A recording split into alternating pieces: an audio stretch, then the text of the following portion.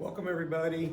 So it looks like we're going to be doing remote school for a while, so decided to change it up a little bit. You actually will have on Google Classroom, where you can pick up from here this week, the PowerPoint presentation, and you also have the answer sheet to fill out. Now you can go through the PowerPoint presentation on the Classroom Googles, or you can fill out the form while I'm giving the presentation on the slides. So we will be doing, this is how we'll be doing it for a couple times. We'll probably switch it up to see what works best, but we're just trying to give you something just besides paper. And so the introduction that we're going to be doing from the world geography situation is we've gone over all the different things from all the different United States, the South America, Africa, Russia, not really Russia, but China, India, Australia. So we've gone over a bunch of different countries. And understanding world geography, it's not just about the maps or whatever, it's about the culture. We're going to start coming back to the United States and look at the United States, and more specifically this week, Texas. How was Texas actually formed? How did we become part of America? As we know, the class itself goes far beyond just any type of just individual maps. Maps are a big part of it, but how we associate with each other, how we live through different things, such as pandemics. Not long from now, you'll be known as the generation that lived through the pandemic. So that'll be one thing that will basically be interpreted as being part of what you lived through, and that'll be part of your history, and part of your geography will be how you came out of this pandemic. So I hope everyone is doing well. I hope your families are doing fine. Please take it seriously. Stay inside as much as possible. My prayers are with all of you. And so like I said, the next couple lessons, this will be a little bit raw until I get used to how we're doing this. But today we're just going to go over the slides. You have a form that you can fill out that corresponds with the slides. So basically, let's go ahead and get started.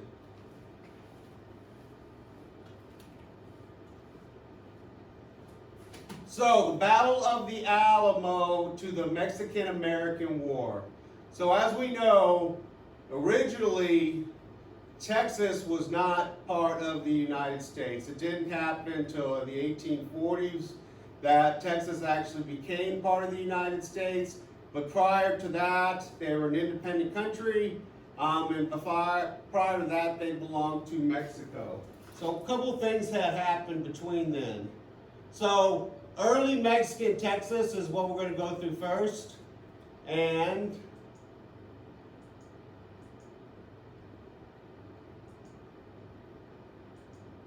so, Mexico wins independence from Spain in 1821. So Mexico initially was a Spanish property. They were a colony of Spain.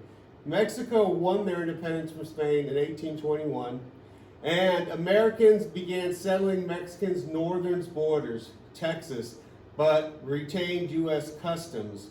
So basically what was happening, Texas and some of the areas that Mexico basically now controlled were very, very large population. Was large areas, and so they would want people from America to come in there and help colonize it. It also would help protect from Indians and other enemies on these outer borders. But America began sending families and settling into Mexico's northern borders, Texas, and that's where you've heard the name Stephen F. Austin, which we'll talk about later, who basically is one of the founders who started this migration over to Mexico. But it was a good opportunity, once again, as we talk about different things, it was a good opportunity. The next thing is Stephen F. Austin. When Austin's named after him, he was from Virginia. He was granted the right to start a colony in Mexico. So basically, you had to get a right from Mexico to start college. You just couldn't come over and just build something. You had to get the rights from Mexico. So they had certain ways and certain things that they could do, but they started, he would get people together, and then they would start a colony in Mexico. So his father was actually one of the first ones who started, but then Stephen F. Austin got 300 families to Mexico, Texas in 1825. So it was real important for the migration that he helped produce to start populating these outer parts and civilizing parts of Texas.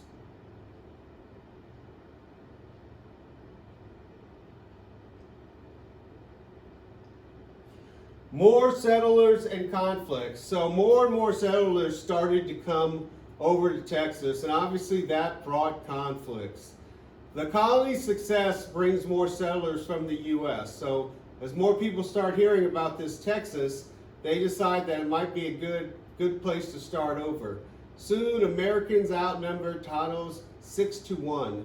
So quite a few Americans were coming. Now, granted, it's a very large area, it was sparse, but Americans soon outnumbered the native population. The Mexican government action began to upset American settlers. So Mexico was making settlers do different things. One of the things that was part of the deal that when you came over here that you had to become a Catholic, Catholicism was important. It was very church dominated, as we're getting ready to see, dominance of Roman Catholic Church. So in most parts of the United States at that particular time was not Roman Catholic. A lot of the people came to the United States to get away from the Roman Catholic Church, and Spain was part of the Roman Catholic Church. So a lot of settlers didn't agree with that, and there were problems and conflicts about that. Mexican citizenship and Spanish language. So you also had to have citizenship to Mexico. Spanish language was obviously the main language that you were supposed to understand.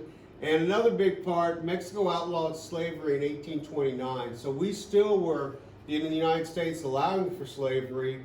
And in parts of the South, especially around Texas, you did have slavery going on. So some of these people were used to having slaves.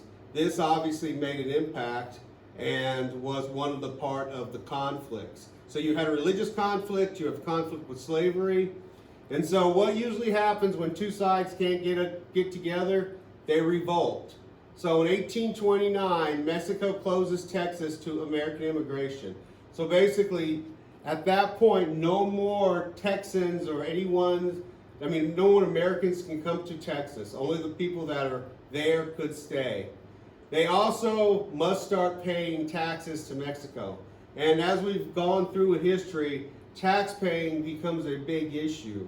No one likes to pay tax, and some people often think they're getting taxed too much. Many begin wishing to break away from Mexico. So they start dreaming and saying, oh, we're going to have our own country.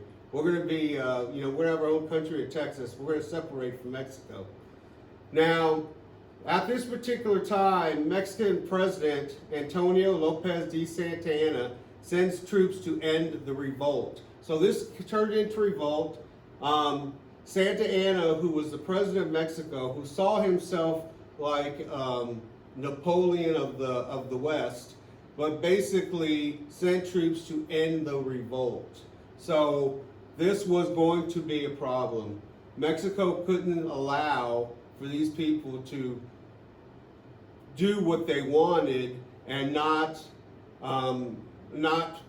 behave in the way they are expected. So we have Sam Houston and the Revolution. So Sam Houston was basically, first Texans clashed with Santa Anna's army. And Sam Houston ended up being the overall general of the revolution. And the next one will be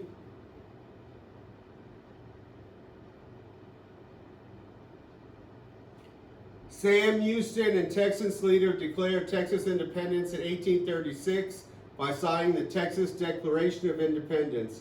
So in most cases, when you're trying to form independence from another country, you will form a letters declaring that you are going to be your own country, your declaration. Similar, obviously, we have a Declaration of Independence that we're aware of for the United States. They had their own declaration as well.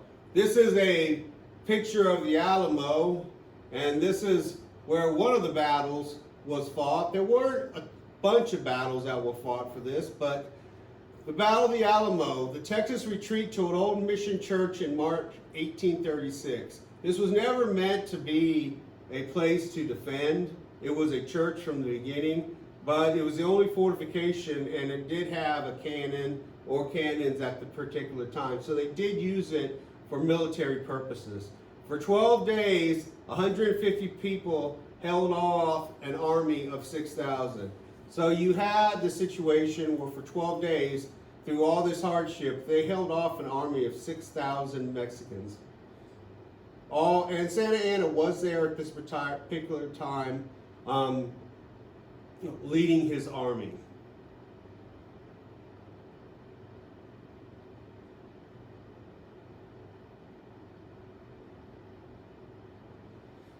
"183 Texans were killed by Santa Anna's army, virtually everyone there. So there was no mercy when this came to this battle. Santa Anna was very cruel in a sense that he wouldn't take prisoners. And so even though some prisoners were declared to have supposedly been captured, they were still killed. Davy Crockett was one of the most famous people who was fighting inside the Alamo and was killed. And David Bowie. So you had some different people that were killed inside, who were well known inside the Alamo. Now this was a big deal, and so this became a rallying point. Remember the Alamo becomes the known battle cry. So people were concerned because of what happened, and they became martyrs in a sense. The Alamo, just more things about it, just what we talked about. Texas retreat to an old mission church for 12 days, 150 people held off an army of 600. And then we go to the Battle of San Jacinto. Sam Houston leads Texan army to decisive battle victory in April of 1836. So there was only a couple battles overall, but San Jacinto was where basically they overtook the Mexican army. And so all throughout this, there was really Goliad, which was basically not even a battle. They killed about 400 people. The Alamo, which obviously was a battle. And then basically we had this Battle of San Jacinto. Santa Anna was captured and signed a treaty agreeing to leave Texas. So the battle overall lasted very short. It was a very short battle. At this particular point, Santa Anna had separated some of his troops. Sam Houston stayed out of the battles to the Alamo and the other battle to prepare his troops, and then he attacked them, and it was relatively short. So the Lone Star Republic. Texas is technically a sovereign state from 1836 to 1846. And then we have the Mexican-American War. Most in Texas want to be annexed into the U.S. So why not become part of a big country that has a lot of resources, that has multiple states at this time, and go into the United States? Also for protection in case Mexico ever did change their mind.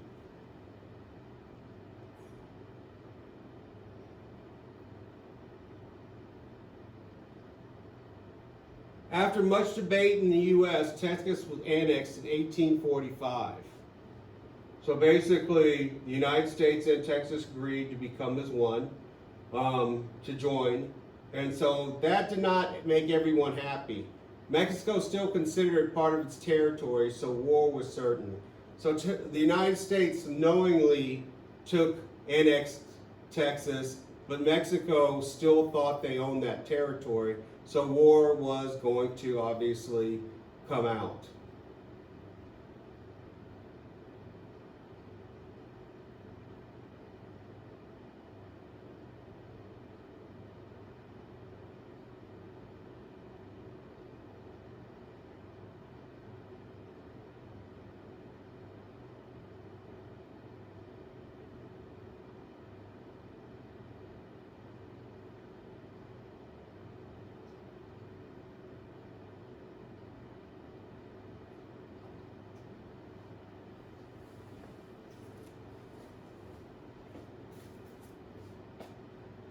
So now we have the beginning of the Mexican-American War. U.S. forces captured New Mexico, California, and northwest Mexico.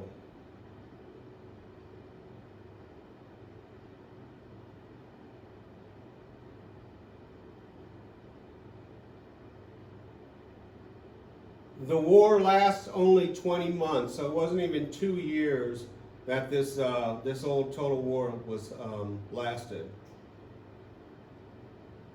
And victory helps the United States reach goal of manifest destiny. And what manifest destiny was God's given right for us to continue to expand our country. So when we won this war, we took over New Mexico, California, and other parts of the West Coast, and that is called manifest destiny. We had more room to grow. God wanted us to do this, and we were able to do this with this battle. So the Treaty of Guadalupe Hidalgo, it basically shows you the land that we got. So basically, when we took over in 1848, we took over also all this land here going to the west. So we took over a large chunk of this land, even though we still had, that's not including most of Texas. Mexico agreed to accept the Rio Grande River as the north border of Texas. So the Rio Grande River is the border. Mexico recognized that Texas was part of the U.S. Mexico gave up a large stretch of land between Texas and the Pacific. So that's ceded. So they basically said, here, this is yours now. Obviously, because they lost, they weren't very happy just to give it to us, but they did lose the war, and that was part of the terms of the ending of the war. This is just basically some maps of territory ceded by Mexico, which is up here. You have troop movements. You have Mexican victory. You have U.S. territory, which is all this in yellow right here. This was this disputed area originally, which caused the war, which was Texas and going up to the Midwest, or the Great Plains. And so basically that was what it looked like. So now we have territorial acquisitions. So this was the United States from the beginning. 13 colonies, started growing. Basically, what was happening? Florida purchased from Spain in 1821. We annexed Texas. We bought this whole part of the land from France in 1803 for like $15 million, great bargain. Mexican secession was basically we got from the end of the war, and then we took over Oregon from British claims in 1846. So the United States, for much of our history, was just this part up until like I said, the 1803 time, about 217 years ago. The first couple hundred or years was that. So basically that is it for the slides. So we will continue to focus on Texas, and we'll have a project I'm putting together next week. Will be kind of a journey through Texas, and we'll go ahead and do that one. But for this week, make sure if you need anything, reach out to email, text me, and make sure you turn in your paperwork from last week so you can get a grade on it. So I will also be putting announcements and little short videos on there for you to watch. So be on Google Classroom. If you can get most of your stuff off there, the better.